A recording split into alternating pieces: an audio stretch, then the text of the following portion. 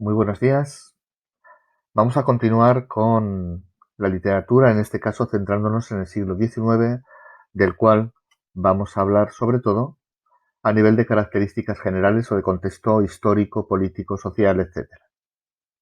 Bien, lo más importante del siglo XIX son las consecuencias que tiene el gran hecho histórico que tuvo lugar en el siglo anterior, a finales del mismo, en el año 1789, que es la Revolución Francesa.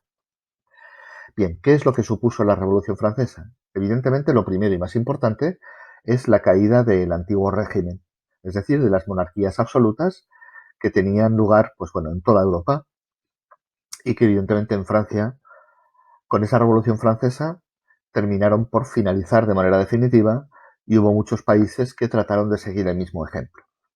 Y en esa monarquía absoluta, evidentemente, era un rechazo de las libertades, puesto que todo el poder lo acaparaba el rey y tenía una sociedad estamental en la que el rey era la cúspide, por debajo de él estaban los nobles y por último estaba la gente del pueblo llano. Y cada cual era lo que era en la vida en función de cuál había sido su origen, dónde le había tocado nacer, en qué familia y lo que eso podía suponer a nivel de derechos e incluso también a nivel económico. Pues bien, con la Revolución Francesa y el fin del antiguo régimen, lo primero que se produce es un cambio en la sociedad. Se pasa de esa sociedad de estamentos de la que hemos hablado a una sociedad que denominamos de clases. ¿Qué es eso de la sociedad de clases? Pues una sociedad en la que cada cual pertenece a una clase social, pero no en función de cuál es su origen, sino sobre todo a partir de la capacidad económica de la que disponga. Bien, esto implicará, por supuesto, que el gran beneficiado dentro de esta nueva disposición de la sociedad va a ser la burguesía, porque son los que disponen de grandes o pocos capitales en función de sus negocios, de sus trabajos, los que han ido amasando pequeñas o mayores fortunas, y a los que antes se les impedía determinado tipo de cosas simplemente porque no eran nobles, y ahora van a estar al mismo nivel que esos nobles y de hecho a un nivel incluso superior de los mismos. Bien, con esta nueva sociedad estamental nos vamos a encontrar que hay una propagación de las ideas liberales que hablan de la igualdad entre los hombres y, por tanto, también de la defensa de los derechos. De ahí que se produzca esa promoción de la soberanía nacional. La soberanía nacional, si recordáis, es ese concepto que indica que el poder de un país reside en su pueblo y ese pueblo lo ejerce habitualmente a través de las votaciones, de las elecciones, eligiendo a sus representantes que van a llegar a un parlamento que será donde se tomen las decisiones. Ya no será una cabeza única y visible, el rey, el que tome las decisiones simplemente por ser el rey, sino que el conjunto de la sociedad, de una manera indirecta, a través de sus representantes, conseguirá tomar las riendas del país. Bien, lo primero que van a hacer, como ya hemos comentado, va a ser defender los derechos y las libertades que habían sido oprimidos por parte de la monarquía, que consideraba al pueblo como sus posesiones y por tanto nunca tenía en consideración cuáles eran las condiciones de vida o las mejoras para esta que podían tener. Bueno, otro hecho fundamental dentro del siglo XIX es la revolución industrial, que cambió el panorama económico dentro del mundo. Pasamos pues de unas épocas anteriores donde el sector primario, la agricultura, la ganadería, pues era el núcleo de la economía de un país, a otro donde las grandes industrias que se instalan en las ciudades van a generar muchas más riquezas. Y entonces ese sector secundario será el que empiece a tomar el poder o el control de la economía de los países. Lo que ocurre es que a nivel social tuvo unas consecuencias en algunos casos bastante duras. La primera consecuencia de ese establecimiento de las industrias en las ciudades va a ser los flujos migratorios desde las zonas rurales. La gente que vivía en el campo, con esa creación de las industrias, piensa que va a tener un trabajo estable, con un buen sueldo, mejorarán sus condiciones de vida, y eso no va a ser así. Se produce una gran migración por parte, como vemos, de los grupos sociales desde el campo a la ciudad. Pero claro, llegan en mayor número de lo que la propia industria y las propias ciudades pueden soportar, por lo cual encontraremos una masificación dentro de las ciudades que supondrá un hacinamiento de la gente y por tanto eso conllevará la pobreza las malas condiciones de vida, que vienen también determinadas por unas malas condiciones laborales. Al haber tantísimos obreros, las industrias pueden permitirse el lujo de reducir los sueldos y de endurecer sus condiciones laborales, porque si tú no quieres, seguro que hay otro, hay mucha gente para elegir. Bien, al final, esa nueva clase social que acaba de surgir, que son los obreros de escala baja, es decir, el proletariado, terminarán cansados de esas condiciones laborales y vitales tan duras que les toca vivir y evidentemente se empezarán a producir levantamientos, manifestaciones, huelgas, es decir, convulsiones sociales a nivel general. Por lo cual vemos que en realidad la situación, especialmente dentro de los núcleos urbanos, va a ser muy complicada. Bien, también durante esta época, y veremos que tiene mucha importancia especialmente en la literatura romántica, nos vamos a encontrar con un auge de los sentimientos nacionales.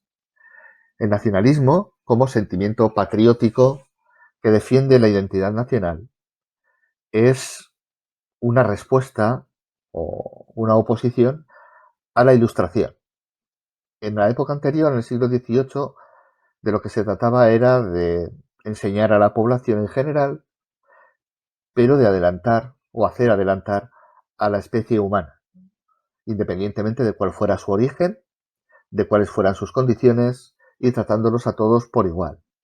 Bien, no es la misma la situación que se produce en un país como Inglaterra, por ejemplo, que en un país como España, y entonces ese tipo de globalización a nivel educativo, formativo, que llevaba a cabo la Ilustración, realmente no respondía ni a las necesidades ni a la identidad de cada uno de los países, y entonces empiezan a surgir esos movimientos nacionales que aquí veremos de manera, por ejemplo, muy representada en el Resurgimiento en Galicia, en la Renaixença en Cataluña, ese intentar defender lo que yo soy, también como muestra de la individualidad de la que ya hablaremos, por ejemplo, en la época romántica.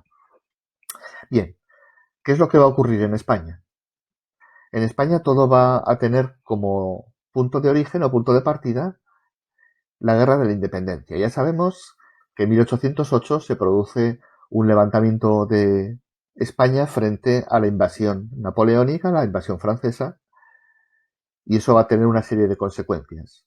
El rey Fernando VII se exilia y entonces aprovechan los españoles más progresistas para intentar modificar un tipo de monarquía que era absolutista y cambiarla por un sistema parlamentario. Y entonces, 4 años después, en 1812, se crea la primera constitución española, que es la Constitución de Cádiz.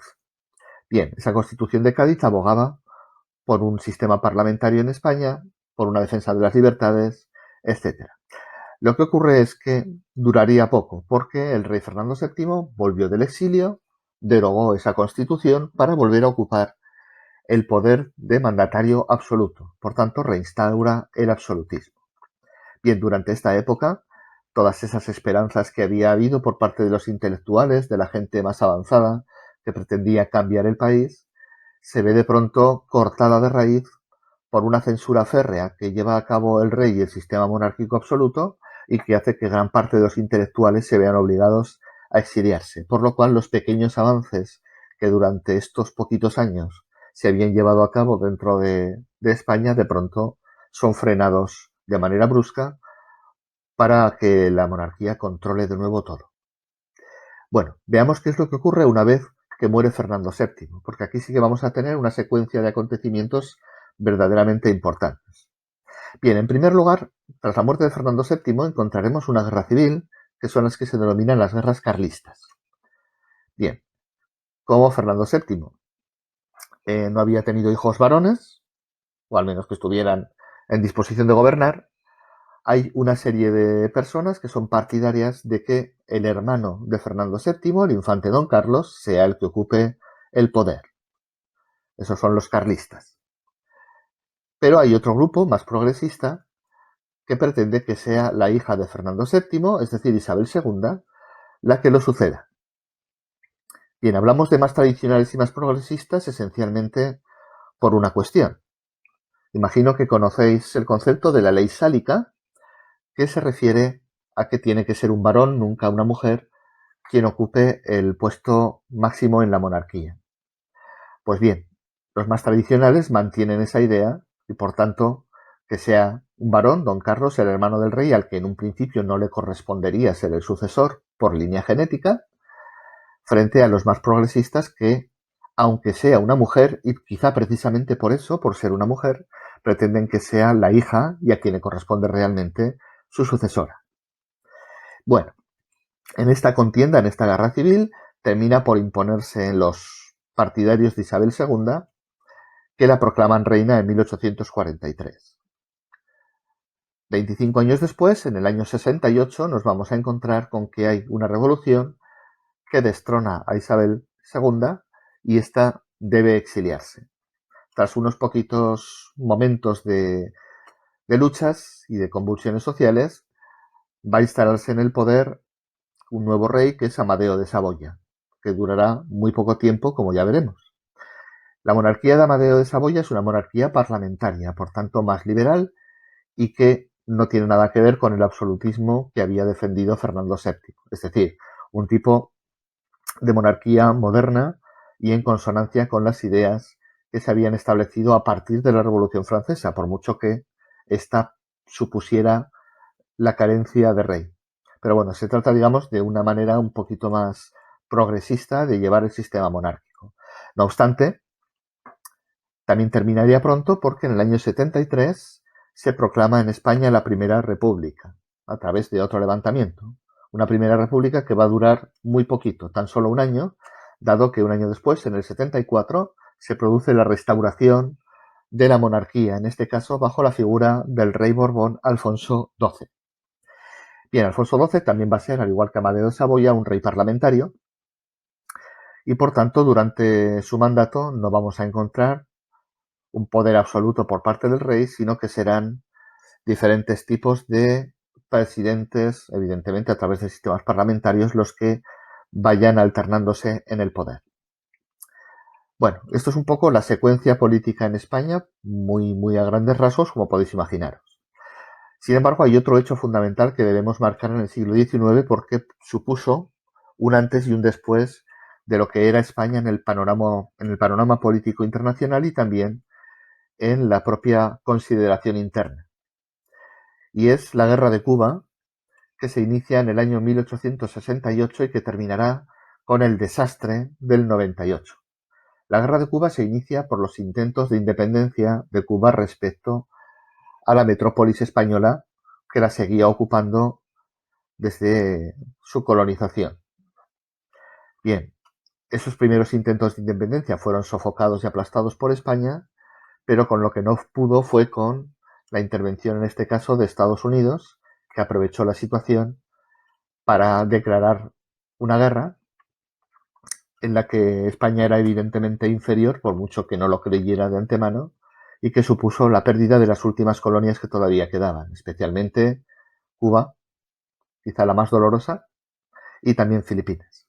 Bien, ese desastre del 98, que como decimos es el fin del gran imperio español que se había instaurado durante el siglo XVI, va a suponer un cambio en cómo se consideraba España a nivel político en el mundo, pero sobre todo también una manera de intentar reinventarse dentro de nuestro país, que de pronto es consciente de cuáles son las dificultades a las que se tienen que ver sin esa cantidad de dinero que se ingresa de parte de las colonias, y también un poco la pérdida de ese orgullo patriótico que suponía ser todavía uno de aquellos estados con grandes posesiones en ultramar.